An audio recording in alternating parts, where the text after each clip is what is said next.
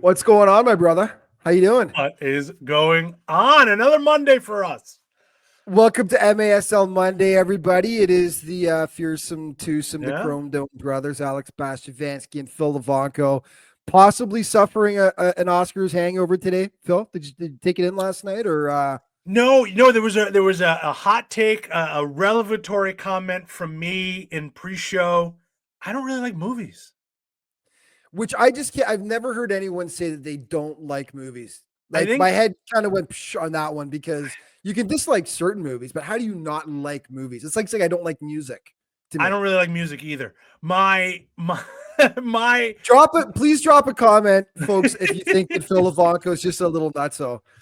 I just nothing continue. really can keep my brain for 90 minutes. It's just like I would be on my phone, I would be scrolling, I'd be texting. It's impossible to keep. I don't really care about like subplots and foreshadowing. And did you see that imagery? Like it's nothing. But then a song comes on which is 3 minutes long, and that doesn't hold your attention either. Nothing. The movie one I knew about, but the music one I didn't know about. Yeah, I never played an instrument as a kid, so I don't sort of appreciate guitars or solo riffs. I had friends in high school that were so adamant about like a song. It was like, this is the greatest song ever. And I was like, all right, cool. All right, whatever. I'm okay. Anyway, yeah, comment, folks, in the please let us know if you think Phil Levanko's a little nuts. So no movies and no music. I don't know. But it did bring up an interesting question that Phil and I talked about before the show began, which is who would play us in a Hollywood production? Like, which actor would play us? And so let us know if in the comments what you think about this. Phil, who would play you? Who do you think? Well, the obvious answer for both of us is Brad Pitt and Clooney, right? I mean, it's of course. Well, the resemblance is 100% there. So funny story. I vacation in Mexico, so every once in a while, right? It's kind of where my wife and I like to go. And there's a pop singer in Mexico by the name of Lupillo Rivera, and he's bald with a beard. He's kind of my doppelganger. I've been called him once or twice before. So that's my sort of celebrity doppelganger. I don't know if he's an actor. That's the obvious one. The other one for me I was thinking of is Dave Bautista. Yes, of course. Well, clearly for me, it's The Rock in that case. Yeah, right. So, I mean, the one that I've actually gotten before, and it's more when I grow up my hair just a little bit, which I can do, folks. I can grow hair, just not here on the sides. It's Statham. I've gotten the Statham thing before. I like it. But anyway, it's a fun little. Let us know what you think, folks. Who would play us in a Hollywood production? Let's start off. Let's get things off here because there were some interesting games that went off for the weekend here. Let's start with Milwaukee taking on Kansas City, the mind blower of the weekend. KC comes in super hot. Milwaukee, not so much after suffering some big losses over the last couple of weeks. Milwaukee absolutely trashes them in this game, 13-3. Phil, what went down in this contest? So we all sort of circled this game because it was Franck Tayou's debut for the Milwaukee Wave. It was Ian Bennett's 500th point with Milwaukee. Stefan Mijatovic was playing for Kansas City. So sort of spotlight on this game. Kansas City coming off of a home victory against Utica. And boy, did they look flat in this one. Milwaukee hit them hard. Milwaukee hit them often. And there weren't any close games on Sunday in the MASL. They were all a bit of a boat race. But this one was the most shocking because of sort of the status of the two teams and how we've sort of thought about Kansas City this entire time. I thought Frank looked incredible. He looked rejuvenated in Milwaukee. We had chemistry concerns, didn't have any in a 13-3 win. Zach Reggett sort of got shown the door early in that one. Disappointing. So I'll tell you something. Yeah, I interviewed Zach last week for MASL and 5. I did a feature piece on him. Please check it out if you haven't, folks. But interviewed Zach, and one thing that he said to me was, he said, going into this weekend is the best I felt all season long, because of course in the preseason he turned his ankle, suffered a pretty good injury, no break, but any doctor will tell you sometimes a sprain is way worse, right? He felt the best going into this weekend that he has all season long. So and then frustratingly, in his, in front of his fans, because he's a Wisconsin boy that came out to watch, he gets the boot in what I think it was the third quarter, where he got the gate. So unfortunate for Zach, but just the whole team was off in this game. Yeah, and really the Kansas City side of it is, can we just sort of take this game and throw it I mean, they're going to take it and throw it in the trash. But as you and me, as pundits, going to take it and throw it in the trash, right? Everyone gets a mulligan, right? There's been a few of these this season where teams have just gotten simply blown out. Good teams, that you don't expect to. So, but KC now's lost both their games against Milwaukee this year as well. Right. It has to be said. Let's talk about the night before, though. KC did take them down 4-3, so much better result. Utica right now, let's talk about it without Kelvin. Kelvin out of the lineup. They hope he's coming back in the middle of the month. We're not so sure about that. Hopefully for the playoffs for sure. But talk about this, Phil, about Utica's struggles without Kelvin. By my count now, they are 9-3 with Kelvin and winless in 5 without him. So their lack of offensive firepower is as apparent as John Cena's bald spot, another reference from this weekend. But, it really is Jekyll and Hyde for this team, right? They are anemic in front of goal without Kelvin. Utica is 1 goal in St. Louis on Friday night, 1 goal in Kansas City Saturday night. Really sort of, shocking to me that they just cannot get any offense going. They don't seem like they run anymore. They were a transition team. They were a speed team. They don't seem like they do that anymore. The half-court sets look a little bit awkward too. So I've got a lot of questions here, right? Gordy Gerson didn't play the first game against Chihuahua, starts the second one, scores the first goal of the game, doesn't travel with the team this weekend. Transparency, I understand, right? He could be hurt. That information's not to me, but you would think someone of his caliber could be useful this week. Is it a case of when Kelvin's in the lineup, just everything goes through him? And then they have difficulty adapting and finding sort of that groove. I mean, maybe that's just a super obvious question, but do they just rely too much on Kelvin, do you think, Phil? Well, I think the sample size is getting bigger and bigger, that they're very over-reliant on their number 9, right? And they just have not been able to find offense. It was an alarming weekend for Utica fans watching this team. Now, that St. Louis game, that was a winnable game, in my opinion, for Utica. And I think the tactics in the fourth quarter got a little bit wonky too, pulling the goalie way too early for my liking in that fourth quarter. And I did cut it to 1 goal at one point, but it was a roller coaster to get there to that spot. I thought they sort of, gave up the ship a little bit early in that St. Louis game. The Utica one, they did tie it up, but just not enough in front of goal from players that you really need to rely on, with Gordy out, with Bordeaux out, with Roberts out, right? There's just the offensive firepower is lacking in Utica.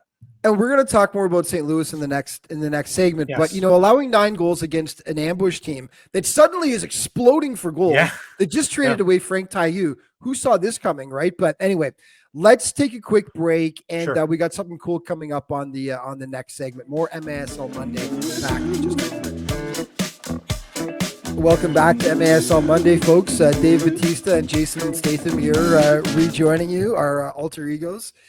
I imagine someone looking at their phone looks up very sort of curious, and anyone who missed the first segment is not going to understand that at all. So, you have to watch the first segment to figure it out if you missed it. So let's throw up the standings just to take a look at how things are going down the stretch here, where everyone sits. So at this moment, look at that. Basically, it's a battle for 8th.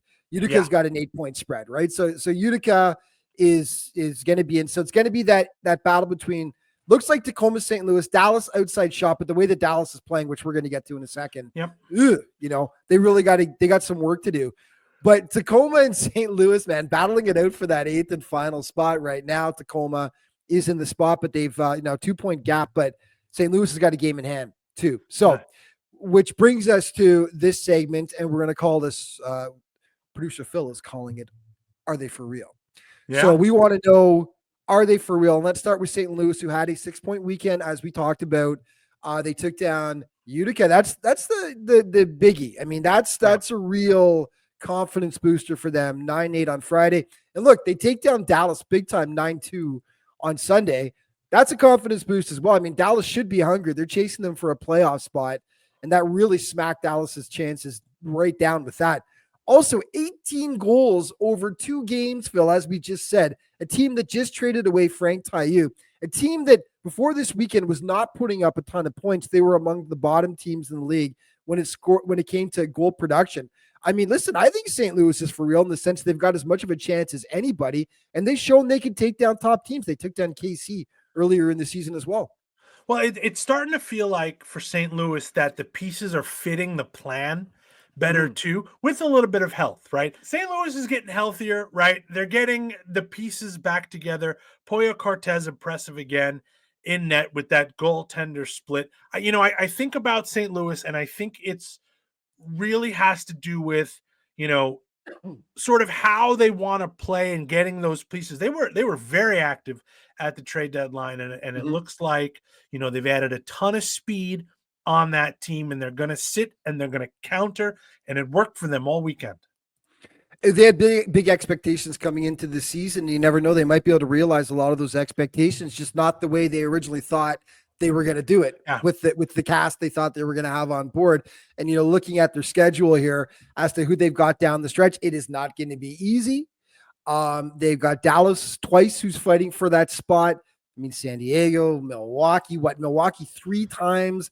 They've got the Blast. I mean, this is going to be very, very tough down the stretch, but I'm loving St. Louis this season and what we've seen from them so far. It's certainly possible for them. Yeah. And they put themselves in a great spot by picking up all 6 points this weekend. They probably hung it on the board too and said, this is bare minimum. And that's exactly what they did.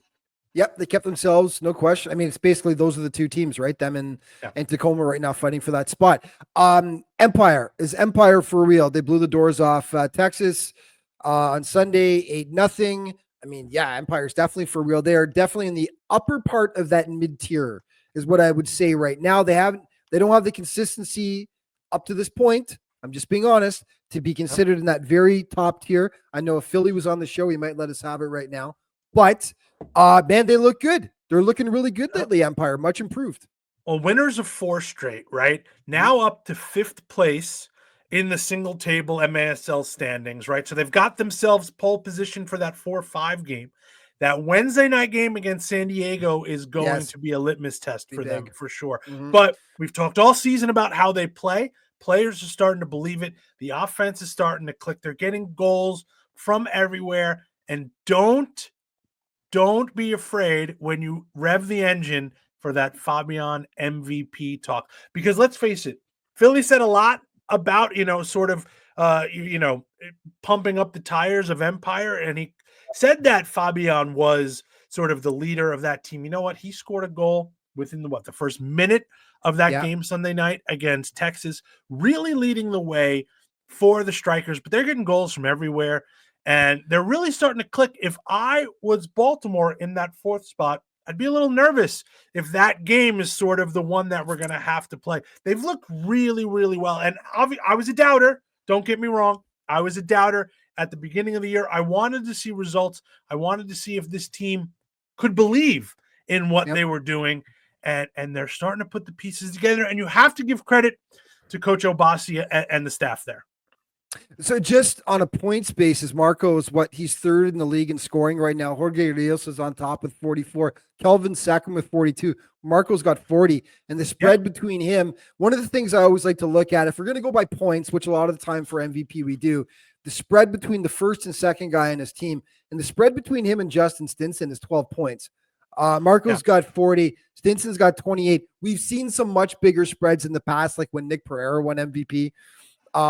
Couple of years ago. I mean, that was a huge spread. But that's 12 points is still pretty big, though. I mean, it's going to, especially if they can pick up some points where we don't expect San Diego, right? I mean, I think he's going to be a finalist for sure, especially because he's got that point, production like you mentioned. Yeah. Okay. Dallas dropping 2 on the weekend. Is Dallas for real? I'll tell you, man, I mean, for me, Phil, you know that I was rooting for Dallas not at the expense of other teams, obviously, but I really would have loved to see Dallas get into the playoffs for the first time in a long time. I'd have to look up the stat. I don't have it at the top of my head the last time the Sidekicks made the playoffs. It's been a while, though. And, they were a really good story. And then lately they've just dropped off a cliff. I mean, they lose to Chihuahua 10-2. I understand that. That's Chihuahua. They fell to St. Louis 9-2 on Sunday, though. I mean, for a team that's chomping at the bit to make the playoffs, and before that, they lost to the Outlaws in the Dallas Derby. I mean, it's tough times for Dallas right now. They are going to have to get things going and right the ship if they've got any hope of making the playoffs, Phil. Yeah, that Wednesday night one was really a killer at the Mesquite Arena, 13-11 loss. When Dallas sort of came on to our radar, we said, you know what? They might be able to slip into that 8th spot. We saw the path, but the Outlaws and Eddie P sort of was like, you know what? None of this. Get out of here. And, the Sidekicks have sort of really fumbled the bag. Let's be honest, right? Since we kind of put them on the radar and said they have an outside shot. The schedule still is favorable. Yeah, true. Yeah, for them, it's, by the way, I think we said it last week too, though, but when we had Eddie on and he was so diplomatic that time about the Dallas Derby, they all know each other. They're all friends and stuff like that. I thought I saw a little glint in his eye, though, about when I asked the question of, would it be the most satisfying thing to keep Dallas out of the playoffs? I think that, I think he's being a really nice guy, but I think it means a lot to them, to play the role of spoiler. So I'm not putting words in his mouth. I'm just saying that's my take. He'll give me a pass on that. Go ahead. It's hard. I was just going to say it's hard to travel in this league, right? And Dallas had a back-to-back weekend ending against St. Louis on Sunday. But that was, I think that was really an alarming sort of loss for the Sidekicks. As much as we praise the ambush for that victory against the Sidekicks, I think Dallas should be concerned as well. Of all the teams that we've shown the schedules for, I would say that Dallas does have the easiest schedule so far. Remaining. They've got St. Louis, they've got Texas twice, but I mean, we're seeing how they've done against these teams, though. So, I mean, nothing's ever easy, but in terms of strength of schedule, they've got Tacoma. Obviously, Tacoma's going to be hungry. St. Louis again, and then Empire. By no means easy, but compared to the other two that we showed there, when we showed, we talked about Tacoma's, we talked about St. Louis's. It's I would say strength of schedule is not quite as bad. They can't do it. They've got to get things going. If they don't beat Texas that next game, right? That Tacoma game might be the obituary for them in the playoffs. Agreed. Okay, we're going to take a quick break and come back in just a moment with more MASL Monday. Welcome back to MASL Monday, everybody. Alex Bastiavansky, Phil Levanko, as we enter our final segment of the week, I suppose. Segment 3, where we talk about, first of all, we've got to get this out of the way because congratulations are in order, Phil. Our own president of communications and media, Mr. JP Delacamera, getting honored by the Philadelphia Union, Phil, a longtime broadcaster of the Union, right? They named the booth after him. Yeah. Named the booth after him. Yeah. Just congratulations. Pioneer in the business. Pioneer. We're so lucky to have him in the league. He opens doors for this league that just wouldn't be otherwise open. So huge congratulations to JP. He's got some awesome stories too. Yes. I mean, if you ever get talking to JP, you know what? He actually, I don't know if he said he got his start in broadcasting as play-by-play in hockey, but he's got some minor league hockey stories for his time that he did as well. He was the Thrashers play-by-play guy. He was, but he was also in Erie, Pennsylvania, I believe. I think it was the Erie Blades or something going back to the 70s. Oh, he's got tons of stories. Congratulations, JP. We love having you on board, and it's a well-deserved honor. Yes. Okay, so let's talk about a couple of winners from this weekend. And we just a little bit further on Milwaukee, because we talked more about what KC did wrong. But Milwaukee, we wanted to see what they were going to do with, of course, Franck Tayou in the lineup for the first time. What was the chemistry going to be like? Well, on this day, for the first game anyway, we could say they passed with flying colors. Sorry, I got Ian Bennett on the brain as well, because chemistry is what we were wondering about with Frank. Frank comes through, but I mean, Ian assisted on some, one especially, the off the boards. A beautiful put back by Frank, but Frank with 4 goals on the day. So clearly the chemistry was working to start off with, Phil. Yeah, and it was a question that we had coming in, but they sort of, I mean, they really looked like they were trying to incorporate him into the team. And Frank, as I said, looked like he had a bounce to him that just wasn't there in St. Louis. So great on Milwaukee. I think we've got, questions for now, right? Let's see when the games get a little bit tougher. The games get a little bit tougher, a little bit chippier. Make sure that chemistry kind of keeps going. But so far, so good. And they've got a great coach there that can figure it all out. If anyone in this league can figure it out, it's Coach Jules in Milwaukee. Giuliano Oliveira. I first met Jules actually when he was hired as the Canadian National Arena Soccer coach. Going back now about 6-7 years now, of course. And great. He's getting his number guy. retired too Giuliano. in Milwaukee. They announced as he should. Too. Yeah, as he should. Yep. Yeah, no, great guy, great coach.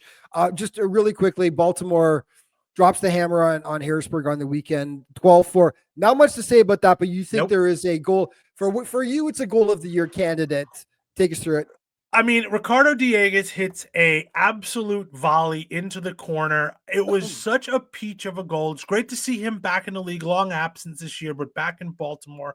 And it was just the way it worked around and came back to him. One touch, bam.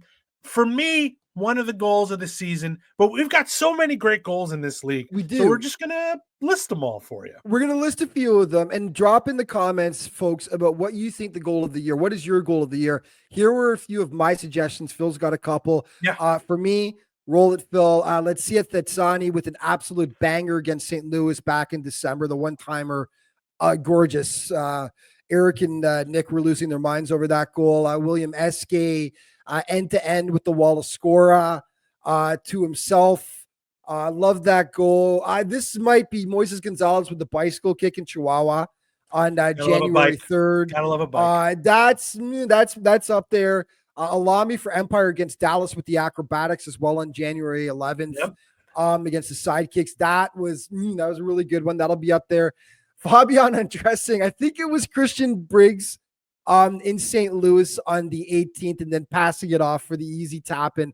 But I mean, he had more moves than Hugh Hefner on a Saturday night is the way I used to say it. I mean, the guy was just cooking and just fainted him out of his shoes. But I mean, so many good, and there's a ton more. These are just a few off the top of my head that I wanted to include. Those are yours. Give me a couple of years, a couple more years. Hugh Hefner reference thrown in between. Yeah. I like the Kelvin chip in Milwaukee against Milwaukee at the Adirondack Bank Center. The way it was shot, that really, I think, did it for me. And the celebration. Nick Pereira's beach juggle swerve volley. That was a gorgeous goal. I love this one this weekend too. Drew Ruggles in Tacoma as well. Sort of, he saw the space wide open. Wallace scored it to him, beat the players there, and sort of outside of the foot into the net. Great goals in this league from diverse players as well. We've got, honestly, there's a lot of Kelvin goals that we could talk about. We only include one, but he's, obviously been so good this year. But that is it, folks. We're out of time. Like I said, drop a comment as to what would be your goal of the year so far. If you agree or disagree, what do you think? But we are officially out of time. So thank you, my Chrome Dome brother, for producing and joining once again this week. Appreciate it. And and thank you everybody for watching. We will see you next week for MASL Monday.